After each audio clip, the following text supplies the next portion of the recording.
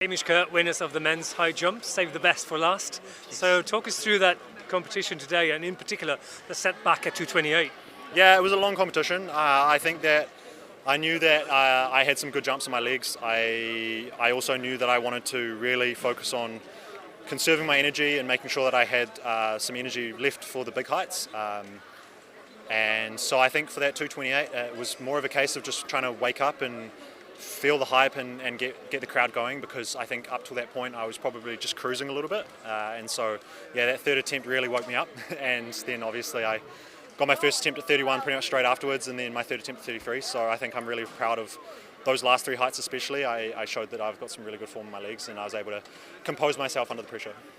The high jump can be very unpredictable, so how is your preparation going ahead of the Olympics? Is there something in particular, any specifics that you'd like to improve between there and now?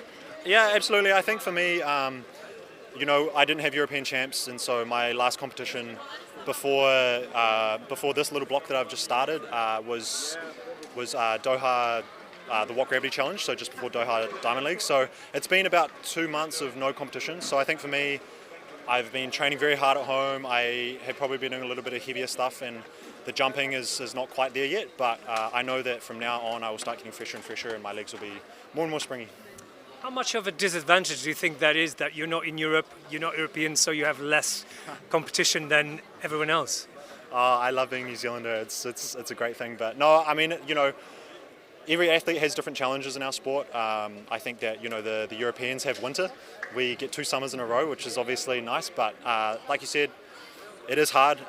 We spend a lot of time away from our families, and we can't just go home. I am now away from New Zealand for about 6 weeks, and will continue to be till September, so that is hard. And in the last few years it's definitely been something that I've gotten better at. I think that it shows I jump very well early season, because that's when we have a summer, and then generally in the outdoor season I can't go quite as well, but the last few years I've started to really hone in that equation, and I'm starting to get much better at it.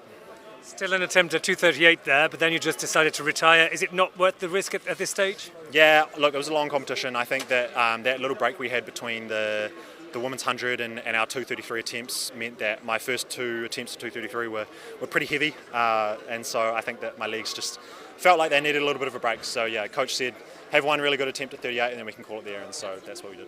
You're literally the last man standing, so well done. Best of luck. Thank you. Okay, thank you. Cheers.